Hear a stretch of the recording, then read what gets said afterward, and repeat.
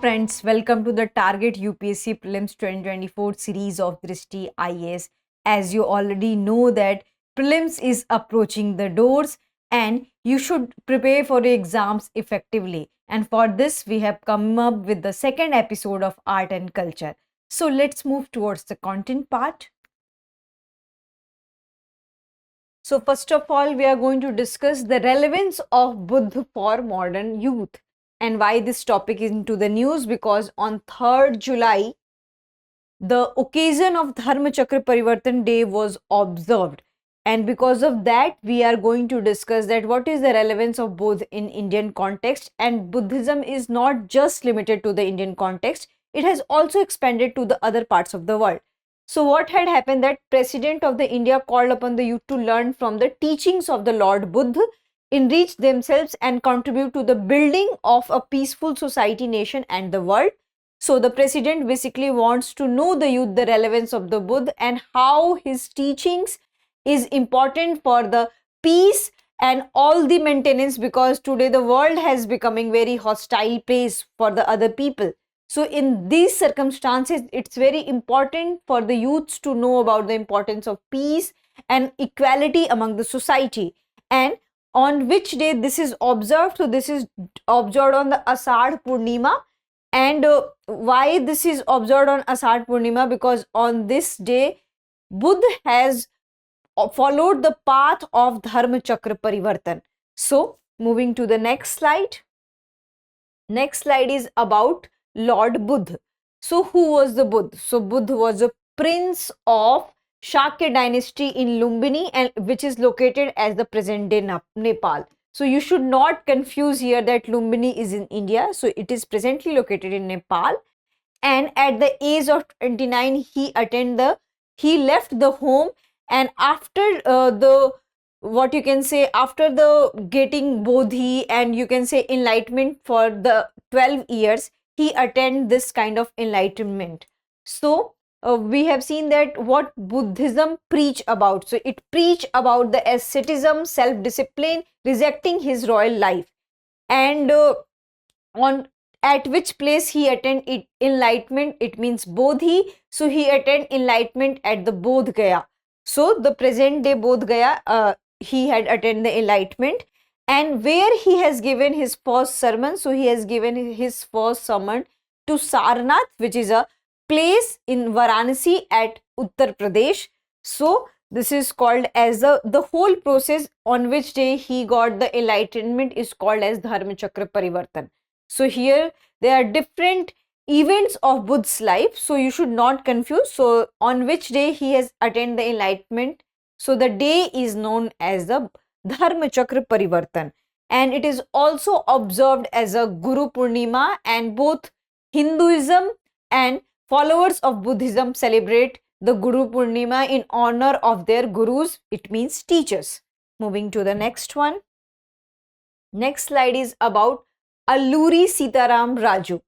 So who was Alluri Sitaram Raju? We'll know in the further slide. First of all, you should know what is the reference of the news and why we are discussing this issue. So on the occasion of 125th birth anniversary of Alluri Sitaram Raju in Hyderabad, the President of India has attended the valedictory session. So that's why this has become important. And we'll know about the Alluri Sitaram Raju. So this is a picture of Alluri Sitaram Raju. So he was an Indian revolutionary in the colonial period. And he is known for his work for the marginalized community, especially for the tribal people of that region.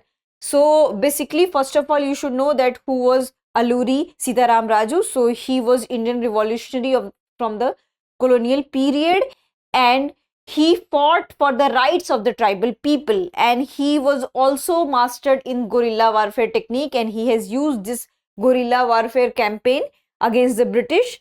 And due to his bravery and sacrifice, he is also known as Vanankam or Manyam Viridu by the local people. And he has also cooperated and participated in the non-cooperation movement, which was led by the Mahatma Gandhi. So this is the brief introduction about the Alluri Sitaram Raju. Moving to the next one.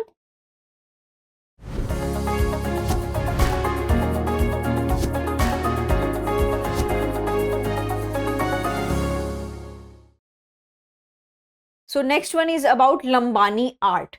So why this Lambani art is a part of the news? Because as you already know that last year India has conducted G20 summit, and during the third meeting of G20 culture working group in Hampi, Karnataka. So first of all, you should know that where the third meeting of G20 culture working group held. So it was in Hampi and Karnataka. You can see the largest display of the long objects, titles, threads of the unity. So this is the picture of the Lambani art. So for a visual thing, you must see the picture when it comes to the art and architecture or art and culture, because this will help you to memorize the things. So this is the picture, and these intricate designs along with the threads and mirror work, it is called as a what you can say, Lambani art, and that has created a Guinness World Book of Record, and they have made the largest display of long object, titles, threads of unity. And this is the work of the Lambani community, who are the basically Banjara and nomadic in nature, and around 450 women has contributed to this particular event or to this particular art piece. And Lambani art is not just a form of art, it also provides the economic upliftment of the Lambani community, Banjara community, and especially the economic upliftment for the women. So that's why this the significance is very much important. And we'll know about the brief about the Lambani art. So it is a form of textile ornamentation practiced by the Lambani or Banjara community, I already had told you, and it is characterized in a rich array of stitch pattern or loosely woven fabric. I already had showed you pictures, and skillfully sewing together in small pieces of unused fabric. In Bengal, there is a Katha art, so that is made from the used fabric, but it is an unused fabric. And Sandur region of Karnataka has also got the GI tag for the Lambani art in the year 2010. So you must know about the GI process and GI importance of this particular Lambani art. Then coming to the next one is about Mihir Bhoj. So recently the statue of Raja Mihir Bhoj was unveiled in the Kaithal, Haryana, and we'll have a brief introduction about that, who was Mihir Bhoj.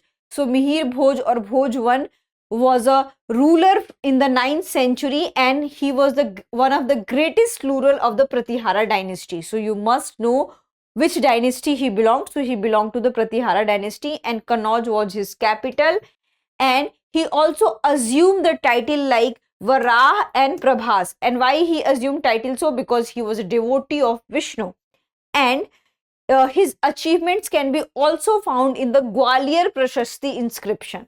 So these are the three facts you must remember about the Mihir Bhoj, and this is the picture of the Mihir Bhoj. Coming to the next one is about Ker Pooja. So we'll know about the Ker Puja. So what is Ker here? So Ker is a god of Tripura, and basically Ker Puja is celebrated in Agartala region of the Tripura. So what had happened in this particular Ker Puja, that all the city entrances are closed so that outsider could not come to the city, and the people will celebrate the Ker Puja. So this is the picture of the Ker Puja, and you can see the Ker Puja. Basically in all the festival you can see the relevance of the nature.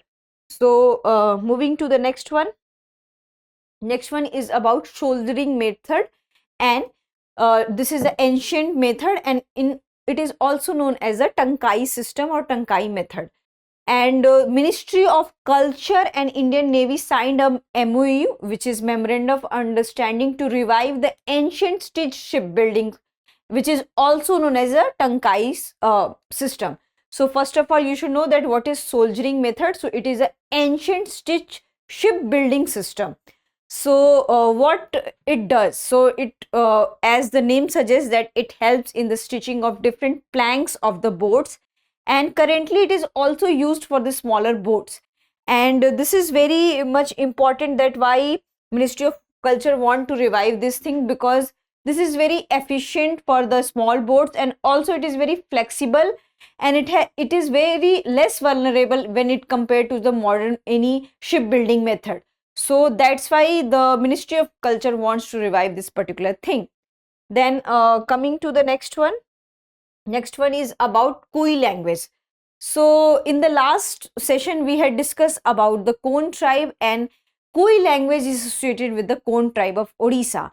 And Odisha has accepted an approval in which they had discussed about that Kui language should become a part of 8th schedule of the Indian Constitution. And as you already know that 8th schedule of Indian Constitution deals with the languages. And in the comment section, you have to tell that how many languages are a part of the 8th schedule of the Indian Constitution. And as I already have told you that Kui language is a part of the Dravidian language family, and it belongs to the Kon tribe, and it is written in the Oriya script. So this is the basic facts about the Kui language. Then coming to the next one. Next one is about Sitakali Folk Art. And Sitakali Folk Art is becoming extinct from the Indian society, and basically it belongs from the Kerala. And why this particular art is important to us? Because this is played by the Dalit community of the Kerala, and what you have seen that there is a depiction and different version of Ramayana into this thing. So that's why Sitakali art is very much important, and 20-member group performed outside the Kerala for the first time to revive Sitakali art. And the government is also trying to revive this particular culture. So as I already have told you that it is played by the Dalit community, and the community belongs to Vedha and Pulaya. So you must remember that which art belongs to which community or which tribes. And instruments like Ganjira, Manikatta, Chiratta and Kaimani are used in this dance drama. So you must know the name of the instrument, because many times UPSC also asks these kind of the questions. Then coming to the next one, which is Mylara Cult. So here, first of all, you should see the pictures of the Mylara Cult. So one is a depiction of women here, and then another is a depiction of the men here. And it is assumed that they are the king and this is the queen. So first of all, we should know about the Mylara Cult. So recently we have found in a discovery of two ancient sculpture of Basur in Karnataka that reveals the presence of Mylara Cult in the coastal regions. And these two artifacts belong to the 17th century, which is found in the Basur of Karnataka. And what this depicts, so first of all, we'll go for the first picture. So which is the Mailaha Devi sitting on the decorated horse. So this is the Mailara Devi who is sitting on the decorated horse. And then we come to the second picture. The second picture is this, which depicts the royal hero on a horseback holding a sword, and a ball was found in a well. So here you can see that he is holding a sword, and here is a depiction of the Mylara Devi. So these are the two findings of the Mylara cult, and this shows that Mylara cult was existent, and we can find the evidences of the Mylara cult. Then we'll know brief about the Mylara cult. So it was a religious tradition in the medieval Deccan region, and also the cult focuses on the worship of a goddess named Mylara. So we have seen the picture of Mylara goddesses, which is considered to be a form of Lord Shiva. So this is a brief about the Mylara cult. Then coming to the next one. Next one is about non-invasive archaeological survey at Gyanvapi Mosque. So Gyanvapi Mosque is always in news because of various controversy, because of the communal problem. So we'll have discussion on Gyanvapi Mosque, that why this particular topic has come in news again. So recently, Supreme Court of India directed the Archaeological Survey of India to conduct detailed survey of Gyanvapi Mosque in Varanasi, and to find that whether the mosque structure, before the mosque structure, whether the temple or any kind of Hindu forms were existent or not. So this was the direction of Supreme Court, and we already got the verdict that there was evidence. Then what is the purpose of the survey? So I already have told you the purpose of survey is to know about the exact and origin of these kind of the mosque and the evidences of the temples. Then the court also highlighted few techniques. The first technique is GPR and the carbon dating. And the survey also expected the age and origin of the existing structure. So for knowing the age and origin of existing structure, we must know about these methods. the GPR and the carbon dating. So coming to the next one, which is the what are the non-invasive methods. So if we are doing excavation in already built structure, so that is called as the non-invasive structure. Then we have active methods. So what it consists, so inject energy into the ground and measures the response. The method provided estimates of the physical property of the ground. So it provides physical property of the ground, which provide density, electrical resistance and wave velocity. Then we have a seismic techniques, use shock waves to study the subsurface structure. Then we also have electromagnetic methods, measures the electromagnetic responses after the energy injection. So these are the types of different methods and which are a part of non-invasive methods. Then we come to the GPR, because we had discussed about the GPR. So ASI has used the GPR to prepare 3D models of buried archaeological features, and it operates by introducing a short radar impulse from a surface antenna and recording the timing and magnitude of the return signals of the subsoil. As I already have told you that this is a non-invasive method, and non-invasive method include that the excavation which is already built in nature. So we need these kind of GPR and carbon dating so that the structure could not be demolished and we can find out the exact finding and what's our purpose. So this is the thing. Then we have Anduri Festival. So recently Holi has passed, and you can say this is a Holi of Uttarkasi district of Uttarakhand.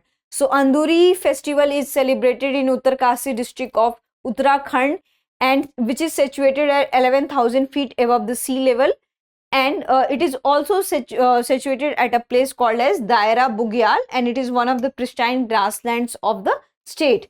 And why it is called as Anduri Festival? Because it is also called as a butter Holi, because here people play Holi with not colors or gulal. Here people play Holi with the butter, ghee and milk. So that's why it is called as Anduri Festival, and also known as a butter festival of Uttarakhand. Here you can see the picture that people are playing Holi with the butter, ghee and milk. Then coming to the next one. Next one is about Onam, and this is a very popular festival, and it is not just popular in a South Indian region. Right now we can see that it has got popularity all over the world.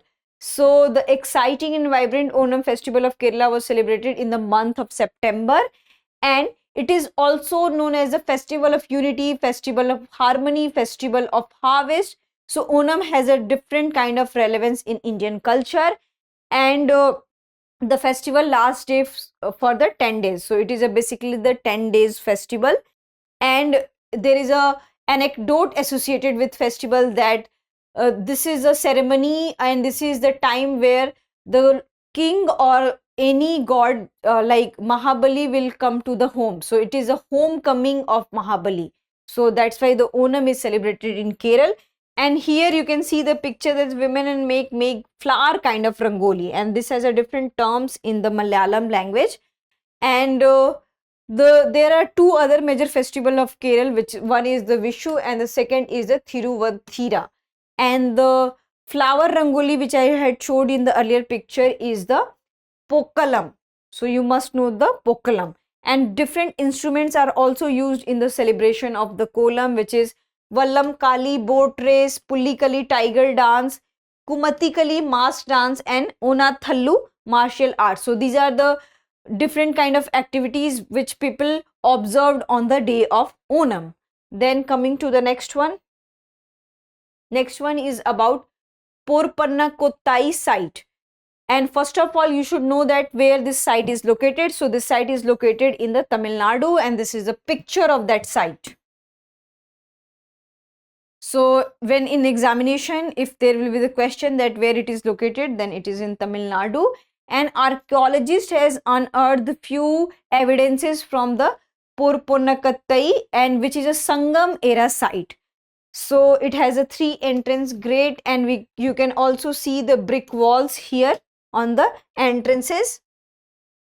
Then Iron Age graves, black and red pottery have been found to this particular site, and fragments of pottery has been also found, and we can also see that on that pottery there is an inscription of Tamil Brahmi pottery and shell bangles bone tools. So these are the findings of this particular site, and as I already have told you, this is a Sangam era site, and Sangam era has this kind ancient history, and it is not just limited to Tamil Nadu, it is also spread to the Kerala.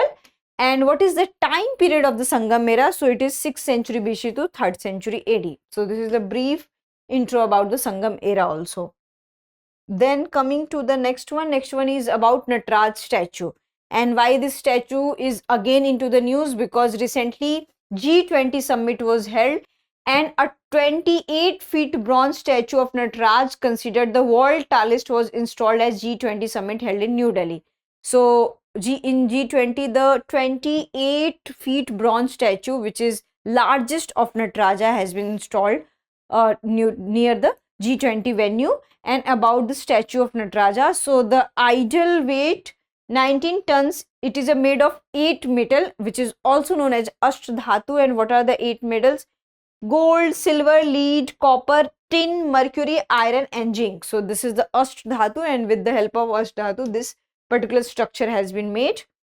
And then coming to that where it has been brought. So it has been brought from Savamalai city of Tamil Nadu, and the idol depicts the Lord Shiva dancing, and it is considered to be the 6 sacred abodes of the Lord Murugan. So Savamalai is considered as the 6 sacred abodes of the Lord Murugan, and it has the bronze logo of Savamalai has also got the GI tag. So this is also important information about this thing, and it has been casted through lost wax techniques. And in the previous session I already had told you about the lost wax technique. Then coming to the next one is about Adopt a Heritage 2.0 and e-permission portal. So in line with the vision of Heritage 2 Development 2, so this is the vision Heritage 2 Development 2, Archaeological Survey of India has come with a different kind of feature which is called as Adopt a Heritage 2.0. And for this a portal has been introduced, and through that portal you can see various structures which is located in different parts of the country, state-wise structure. And if you want, and if any stakeholder wants to adopt any heritage or adopt any part of the heritage or any style of the heritage, then they can apply through this particular portal. So this is the significance of this particular portal.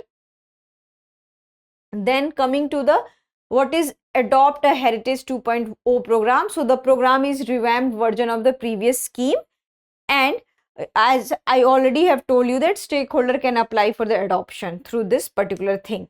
Then coming to the next one is about TRIFED showcases India's tribal craftsmanship at G20 summit. So G20, all these cultural, most of the news and most of the slides were related to G20 summit because this was held in India, and it has given opportunity for the world and for the India to showcase their culture to the world. So that's why we are discussing so much of cultural aspect from G20, and this is very much important. And selected craftsmanship and different kind of artistic work has been displayed to the G20 summit, and we had already seen that so many prime ministers, presidents had visiting to these stalls, and they are witnessing the rich and vast Indian culture. Then among all these we have the first, which is Longpi pottery, and it is made by the Tangakhul Naga tribe of Longpi village, which is in the Manipur. And what is the unique thing about this Longpi pottery? So first of all you should see the picture. So this is the Longpi pottery. The unique thing is that wheels are not used to cast these kind of the pottery. So this is the unique feature. And the second thing is that it is made by the Tangakhul Naga tribe. Then coming to the next one is about wind flute of Chhattisgarh. So here you can see the picture of this particular thing.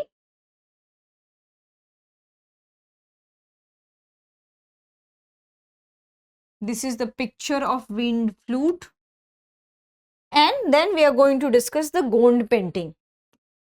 And all these two artistic activities and artistic work is done by the Gond community. So, wind flute of Chhattisgarh and Gond painting. So, Gonds are not just part of Chhattisgarh, they are also part of the Madhya Pradesh and other regions of the country. So, here we can see the deep connection with the nature and tradition. So, this is the picture and image of the Gond painting where you can see the animals are there, the nature is there, the plants are there, the trees are there. So, these are the tribal paintings and which depicts the social cultural life of the tribal population and the local life of the Chhattisgarh. So this is the sulur bamboo and it is also known as a wind flute. Then coming to the next one.